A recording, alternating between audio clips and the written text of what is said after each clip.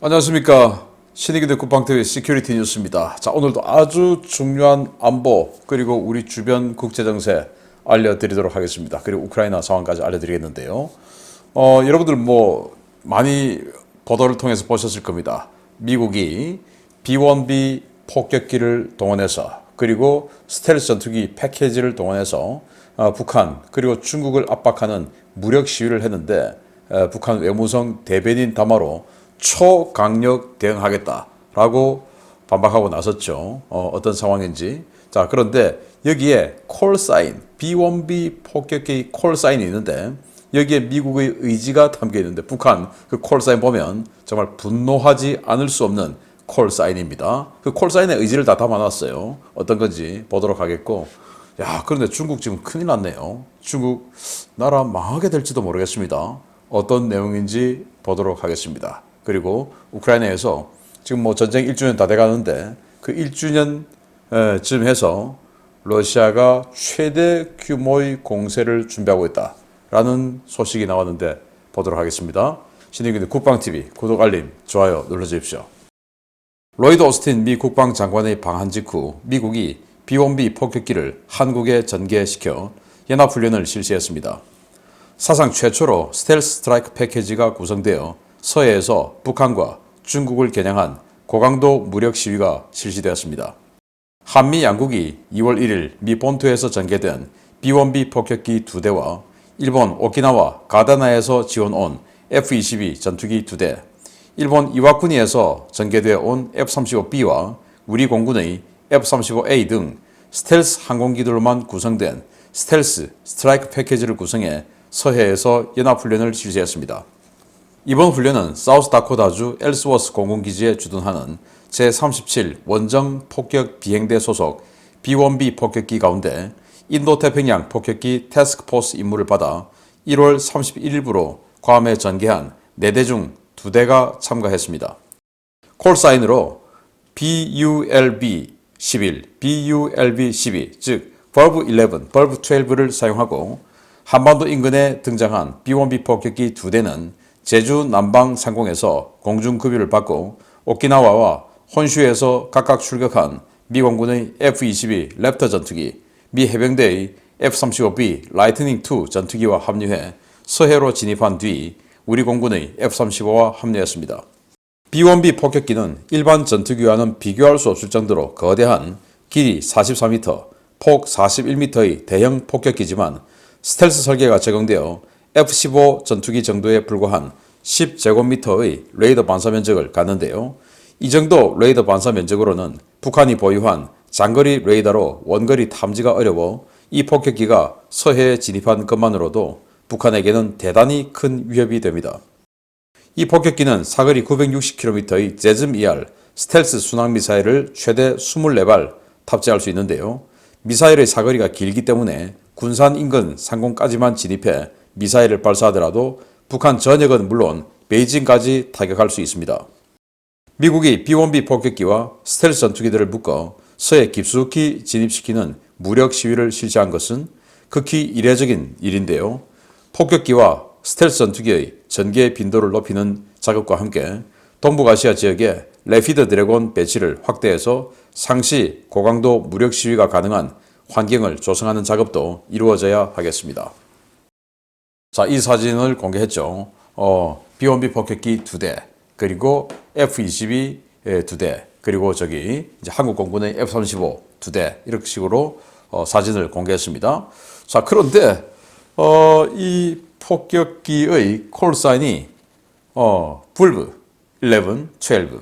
그러니까 이게 뭐냐면은 뿌리 식물의 그 뿌리, 몸통이란 말이죠. 예를 들어 고구마 같은 그 뿌리 식물인데, 고구마는 이파리 또는 고구마 줄기, 이게 핵심이 아니고, 물론 고구마 줄기도 맛있습니다만은 그 고구마, 그거 아니겠습니까? 그러니까 이 어떤 그 몸통이 땅 속에 있는 걸 말을 하는 거죠. 그럼 북한의 몸통이 지금 지하 갱도 벙커 속에 들어가 있는 김정은이 이런 자들 아니겠습니까? 그래서 니들이 땅 속에 아무리 깊이 들어가서 숨어 있어도 그냥 뿌리채 뽑아서 없애버리겠다라는 의지를 이 콜사인에 담은 겁니다. 그러니까 이제 이 콜사인을 본 북한이 뭐야? 우리가 지하시설에 들어가 있어도 니들이 우리를 죽이겠다고? 그런 의지를 지금 이 콜사인에 우리에게 보내주는 거네? 그래서 이제 외무성 대변인 담화를 통해서 초강력 대응하겠다. 이렇게 이야기를 했죠. 그래서 오키나와 앞에서, 괌에서 날아와서 오키나와 앞에서 F-22하고 합류하고, 그리고 이 지역에서 공중급유를 받고, 그리고는 이제 일본 규슈 옆을 지나서 제주도 쪽으로 올라오면서 이 지역에 있는 이 혼슈 남쪽 히로시마 인근에 있는 이와쿠니 기지에서 날아온 F-35B 미 해병대 스텔스 전투기죠. 합류해서 오다가 아마도 이 지역에서 F-35B는 거리가 항속거리가 짧기 때문에 돌아가고, 이 우리 한국 공군의 F-35하고 합해서 이렇게 평택 정도까지는 올라왔지 않을까라고 생각이 되는데, 사거리 960km의 장거리 스텔스 순항미사일을 가지고 있기 때문에 이거 쏘면 북한은 레이더 탐지 자체가 안 돼요. 그래서 막아낼 수가 없어요. 자, 이런 상태로 북한이 무력 시위를 지켜볼 수밖에 없었고, 그래서 공포에 휩싸였을 것 같은데, 저는 이렇게 폭격기 한 번 출격하는데 돈 많이 들죠. 그리고 북한 또는 중국에게 아주 화를 낼 수 있는, 자극을 줄 수 있는 그런 상황이죠. 근데 이 폭격기도 좋지만 C-17 수송기에 레피드 드래곤 시스템, 파레타이징 시스템을 해서 파레트에 제즘 ER 탑재를 해서 발사하는 거, 그러면 이 C-17 수송기 하나에 45발의 제즘 ER이 들어가니까 이 B-1B 폭격기 2배 아닙니까? 그래서 그런 수송기 어차피 오산, 군산, 오키나와 계속 왔다 갔다 셔틀을 돌고 있으니까 이제는 그거 한번 딱 보여주고, 자, 서해에서 레피드 드래곤 테스트 한번 했어 하고는 딱 보여주고는 그 다음부터 C-17은 어차피 매일 다니니까 이제는 북한 그리고 중국은 스트레스를 받죠. C-17만 보이면, 레이더에 보이면. 그런데 매일 보여요. 왜? 매일 화물 운송하느라고 돌아다니고 있으니까. 이렇게 해서 북한을 자극을 좀 해서 피로도를 누적시키고, 또 북한 외무성 담화 말처럼 그들이 초강력 대응을 제발 좀 했으면 좋겠다. 그래서 미국이 도저히 참을 수 없는 초강력 대응 좀 해서 그야말로 진짜 뿌리채 뽑아버리는 그런 작업을 미국이 안 할 수 없는 초강력 대응해서 진짜로 뿌리채 뽑아버리는 이런 작업에 한번 들어가기를 기대해 보겠습니다. 자, 이런 상황에서 중국, 야, 큰일 났습니다. 보겠습니다. 중국에서 그야말로 지옥도가 펼쳐지고 있습니다. 최하층 서민들은 물론 중국 공산당의 핵심 간부들까지 줄 초상이 이어지고 있는데, 중국을 이끄는 최고의 브레인들이 최근 한 달 사이 수십 명이나 사망한 것으로 확인되었습니다. 청나라 말기 상황을 보는 것 같습니다. 중국 공산당과 인민해방군 고위 관료들 사이에서 전염병으로 인해 사망하는 사람들이 폭발적으로 증가하고 있는 가운데, 중국을 이끌고 있는 최고 두뇌 집단인 중국과학원과 중국공정원에서 엄청난 규모의 감염 확산이 일어나 수십 명이 사망했다고 복수의 중화권 매체들이 2월 1일 보도했습니다. 매체들은 1월 1일부터 1월 26일 사이 중국과학원과 중국공정원의 원사급 최고의 인사 15명이 사망했으며, 이 가운데 14명은 중국 공산당 간부라고 전했습니다. 중국에서 원사란 러시아어 아카데믹, 즉 국립학술원 회원이라는 의미로 박사 학위 취득 후에 엄청난 연구 성과와 공적을 인정받은 사람에게 부여되는 칭호인데요. 원사 칭호를 받은 사람은 대부분 최고의 싱크탱크나 연구소의 간부를 맡거나 대학 총장, 부총장급 직위가 부여됩니다. 사망이 확인된 원사는 중국 최고의 핵무기 전문가 우성, 방공미사일 전문가 량진차이, 093형, 094형 핵잠수함을 만든 핵잠수함 총설계사 장진린, 폭발물 및 포병 분야 전문가 리자오, 중국 최고의 반도체 석학 왕웨이, 전자공학 및 통신기술 분야 권위자 후광전, 농업 분야 석학 팡즈위안, 화학 분야 전문가인 체니타이, 고속 증식로의 아버지로 불렸던 원자력 전문가 쉬펑, 생물 물리 전문가 양푸이, 유기화학 전문가 루시엔 등입니다. 이번에 사망이 확인된 이 전문가들은 지난 수십 년간 중국의 과학기술 발전을 이끌어온 최고 전문가 집단인데요. 중국 공산당은 공식 부고를 통해 지난해 12월과 올해 1월 사이 중국 과학원과 중국 공정원에서만 사망한 원사가 62명에 달한다고 밝혔습니다. 현재 중국은 위드 코로나 전환 후 비공식 집계로 하루 수만 명의 사망자가 나오고 있고 이에 대한 공포가 확산되며 불법 약물을 사용하는 사람들도 폭발적으로 증가하고 있는데요. 시 황제 즉위 후에 첫 해인 2023년 중국의 상황이 마치 청나라 말기로 돌아간 것 같습니다. 야, 엄청난 일인데요. 위드 코로나 이렇게 선언을 했죠. 도저히 뭐 더 이상 통제할 수 없다라고 판단을 했는지. 자, 그런데 코로나가 너무나 세게 확산되어서 중국 정부의 발표로 매주 일주일에 코로나로 뭐 13,000에서 15,000명이 죽고 있다라고 발표를 했더니 WHO 아시다시피 친중 아니겠습니까? 그런데도 WHO가 통계 조작하지 마라. 하루에 한 15,000명 죽지 않느냐. 또 이렇게 이야기를 했는데 그 비공식 통계로는 지금 수십만 명이 죽고 있다. 이런 설도 있어요. 일주일에 수십만 명이 죽고 있다. 그것도 코로나로만. 자, 그런데 여기에다가 더해서 펜땡땡, 제가 뭐 이 약의 풀네임을 이야기를 하면 노딱이 될 것 같고, 왜냐 이 유튜브가 마약이나 이런 거는 금지하고 있으니까 그 펜땡땡이 광범위하게 퍼져서 그걸로 인해서 많이 죽고 있다. 이 펜땡땡은 말기 암 환자의 그 진통제로도 사용되는 그 성분이라고 합니다. 그래서 중국이 이 원료를 멕시코에다가 전해주고 멕시코의 마약 카르텔이 그걸 제조를 해서 미국으로 집어넣고 해서 미국을 아비규환에 만들려고 했는데 어쨌든 미국도 지금 많이 확산되고 있고 그래서 미국 단속국이 이 펜땡땡 단속하러 갈 때는 방독면을 쓰고 들어갈 정도로 엄청나게 독성이 강한 이런 약인데 이제 이 코로나의 공포를 잊기 위해서 중국에 자기네들이 만든 미국을 혼란시키고 세계를 혼란시키기 위해서 만든 이 펜땡땡 때문에 중국인들이 감염이 중독이 어마어마하게 되고 그래서 코로나와 펜땡땡으로 죽는 사람들이 지금 급증하고 있다라는 거고 여러분들 그 중국 외교부 대변인 자오리젠 아주 뭐 얍삭하게 생긴 그 자오리젠 많이 보셨을 겁니다. 그 사람 지금 안 보여요. 어디 갔냐? 아웃됐습니다. 왜? 코로나 걸렸는데 약을 못 구해요. 그래서 자기 와이프가 아니 약도 못 구해 라고 성토했다가 그냥 아웃돼 버렸어요. 그 정도로 지금 이 너무나 많은 최고위급 인사들까지도 코로나에 걸렸고 301 병원 같은 이 중국 최고 위급 그 병원 거기에서 장군들조차도 못 들어간다는 겁니다. 장군들조차도 왜? 너무 높은 사람들이 많이 지금 들어가 있으니까 그런 정도로 어마어마하게 퍼져 있다. 자, 그래서 최근에 우리 법무부 장관 한동훈 장관이 마약과의 전쟁을 선언했죠. 그 마약과의 전쟁에 이 펜땡땡이 지금 광범위에 우리나라도 지금 침투하고 있다는 겁니다. 그래서 마약 사범이 5배나 늘어났다. 그래서 법무부에서 단속하려고 하는 거 당연한 거 아닙니까? 그리고 조직폭력배 단속해야 되는 거 당연한 거 아닙니까? 그랬더니 황운하라고 하는 과거 지방경찰청장을 지냈던 지금 국회의원 하나 있죠. 그 완전히 이상한 자인데 경찰청장을 했다는 자가 조폭 조직 때려잡고 마약 때려잡고 하는 것을 민주주의를 거스르는 것이다. 이렇게 이야기를 하고 있어요. 왜? 지네들이 찔리는 데가 있는지 희한합니다. 아니 그걸 잘한다고 박수 쳐줘야지. 아니면 상대 정당이니까 박수 쳐주지 못할 망정 가만히 있어야지.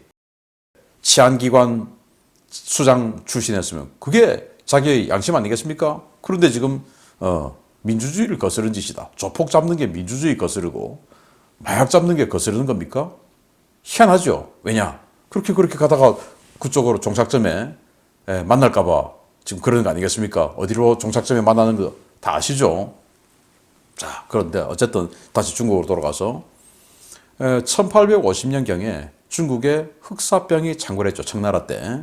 그래서 한 1200에서 1500만 명 정도가 중국에서 흑사병으로 죽었다라는 그런 역사적 기록이 있는데 당시 이제 중국 사람들이 그 흑사병의 공포를 잊기 위해서 또 그때 이제 영국이 중국과의 이 청나라와의 무역 적자를 해소하기 위해서 인도에서 아편을 만들어서 확 집어넣어 버렸죠.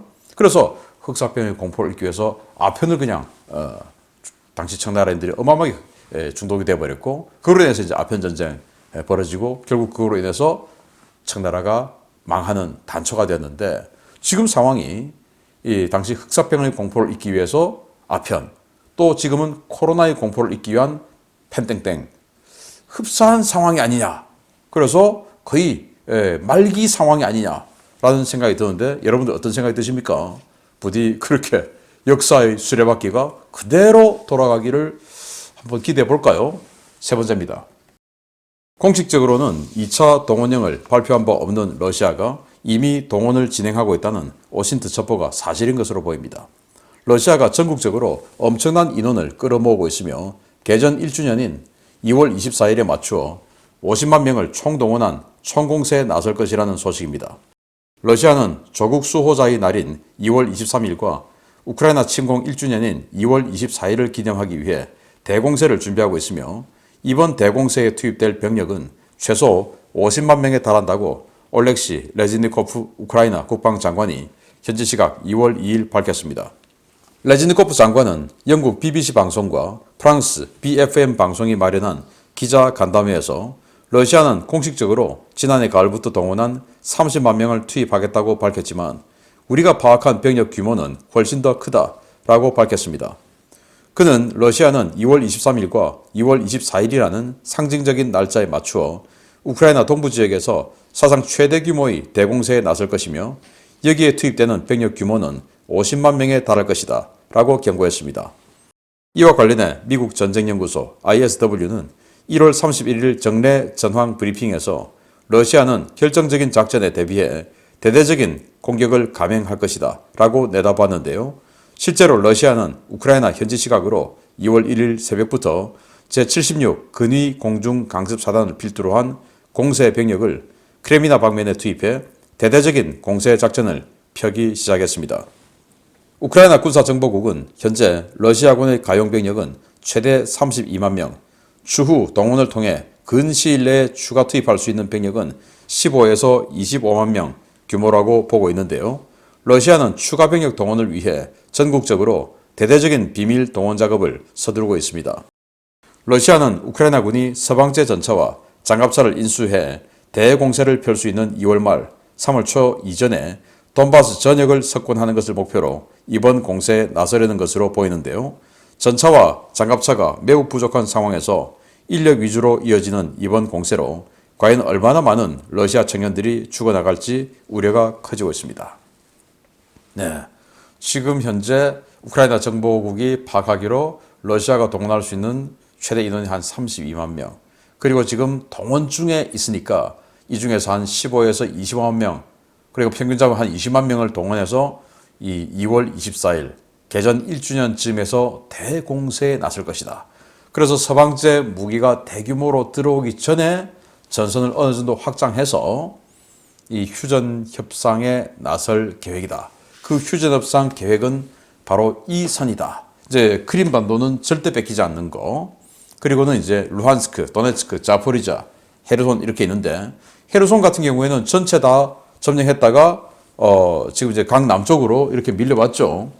자포리자도 강 남쪽 그리고 이 강 북쪽도 이만큼은 우크라이나가 점령하고 있죠. 도네츠크도 한 60%밖에 안 되죠. 루한스크는 뭐 거의 대부분 돼 있죠. 자, 그래서 이렇게 루한스크 대부분을 고착화시키고 도네츠크 이 지역 지금 바흐무트를 저렇게 때리고 있는 게 이제 도네츠크를 결국 다 점령하기 위해서 아니겠습니까?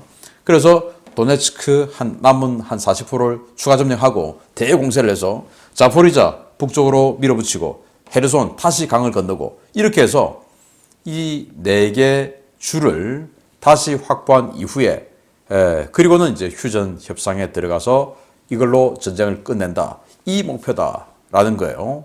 그래서 지금 우크라이나는 급하다. 지금 뭐 서방 세계가 무기 주는 것을 조금 더 스피드를 좀 내달라. 이런 요구를 하는 것 같습니다. 그래서 정말로 50만 명. 작년 2월 24일 날 러시아가 20만 명을 동원해서 양 사방에서 우크라이나를 때렸는데 지금 50만 명을 가지고 공세를 한다? 물론 그때보다 무기나 병력의 어떤 그 기량 이런 것들은 다 떨어지죠. 지금 뭐 급조된 병력들이니까 과연 우크라이나가 버텨낼 수 있을지 계속 조사해서 여러분들께 알려드리도록 하겠습니다. 자, 오늘은 북한 큰일 났다. 중국 더 큰일 났다. 알려드렸습니다. 마치겠습니다. 감사합니다.